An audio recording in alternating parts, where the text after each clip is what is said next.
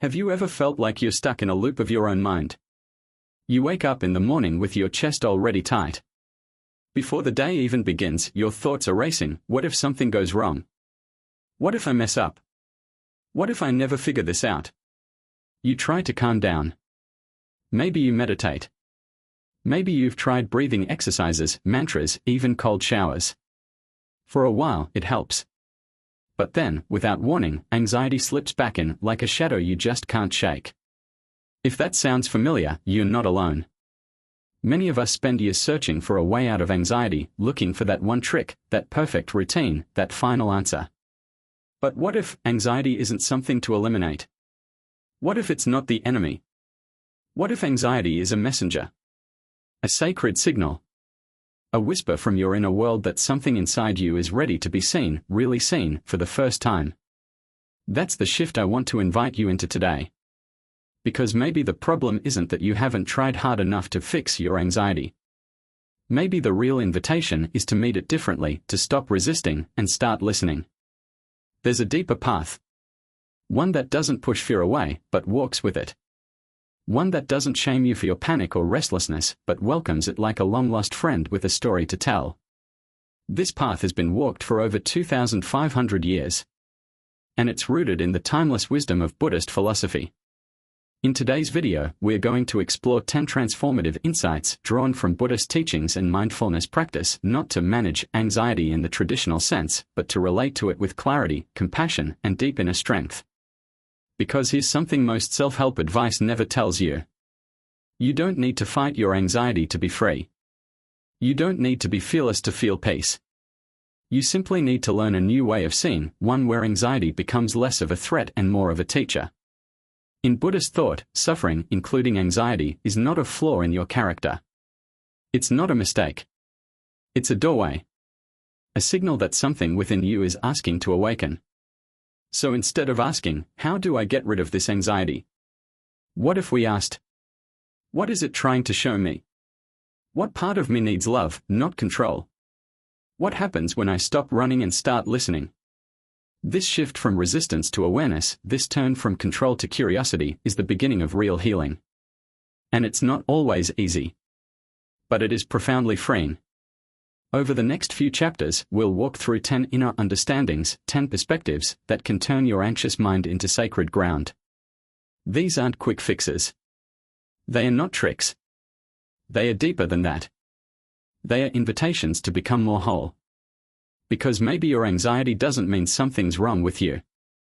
Maybe it means something in you is ready.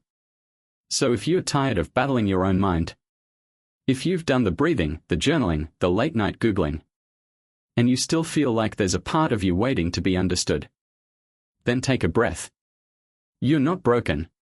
You're awakening. Let's begin. You are not your thoughts. Let me ask you something personal.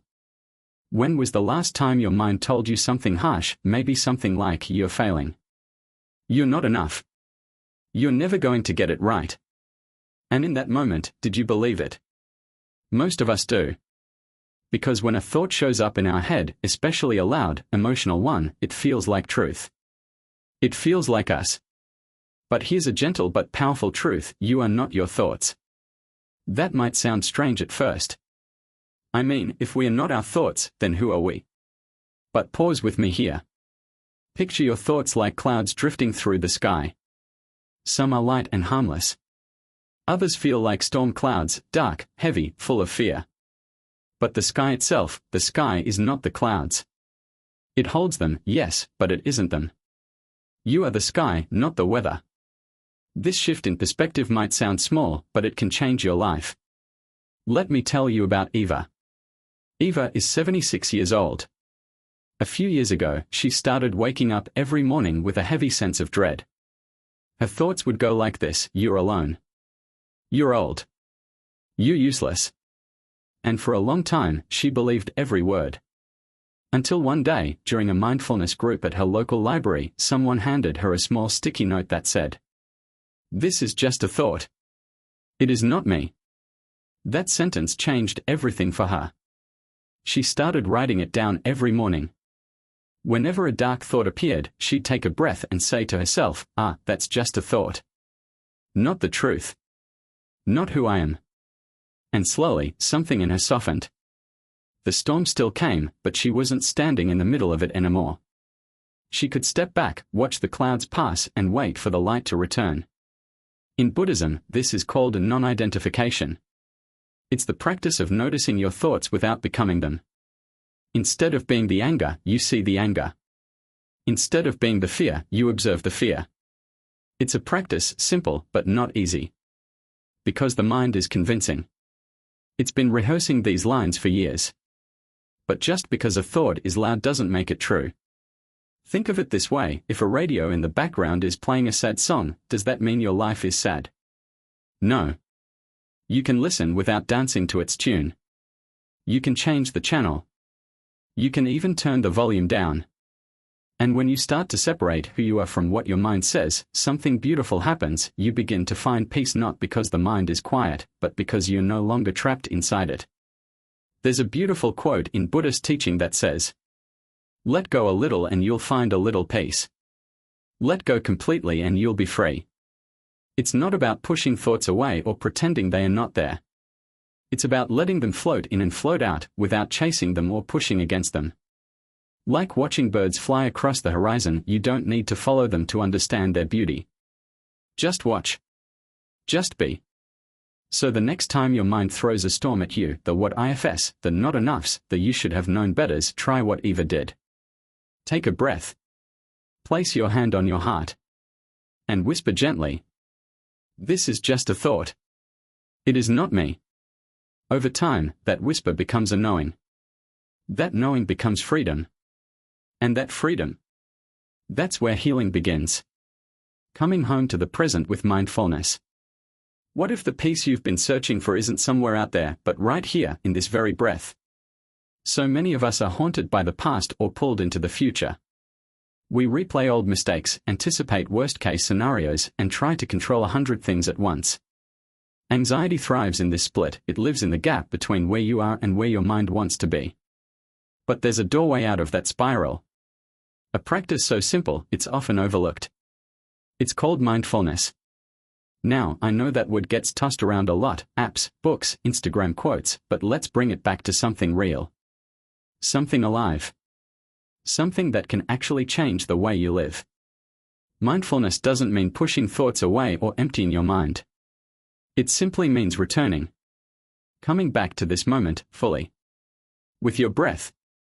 With your body. With your senses wide open. Let me tell you about Leo. Leo's 68. He spent over 40 years as a carpenter, hands in the wood, eyes on the grain. But after retiring, something shifted. The silence in his home got louder. His thoughts became more restless. At night, he'd lie in bed imagining things falling apart: his health, his savings, even the world. One day, while walking through his garden, Leo stopped by a patch of lavender. The sun was warm, the breeze light, and for some reason, he just stood there. He took a breath, slow, deep, and unforced. Then another. For 2 full minutes, he let go of everything except that one inhale, one exhale, and the scent of the flowers. And for the first time in months, he felt peace. Not dramatic, not flashy. Just quiet. Steady. Present. That moment became his daily ritual. Every morning, he sits on a bench in that garden and breathes. Not to fix anything. Not to escape. Just to be. "I'm not trying to stop the storm," he once told me.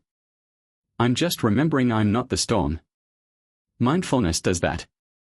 It anchors you. It reminds you. You are not the chaos, you are the awareness holding it. There's a teaching from the Buddha that says, "Do not dwell in the past, do not dream of the future. Concentrate the mind on the present moment." It sounds simple, even obvious. But how often do we actually do it? Mindfulness isn't something you achieve, it's something you practice. In the middle of washing dishes. While hearing the sound of rain. When your heart is racing and your thoughts are spiraling, can you bring your attention here, to this body, this breath, this ground beneath your feet? Not to fix your anxiety. Not to fight it. but to meet it gently in the light of presence. Here's something to try right now. Take one deep breath.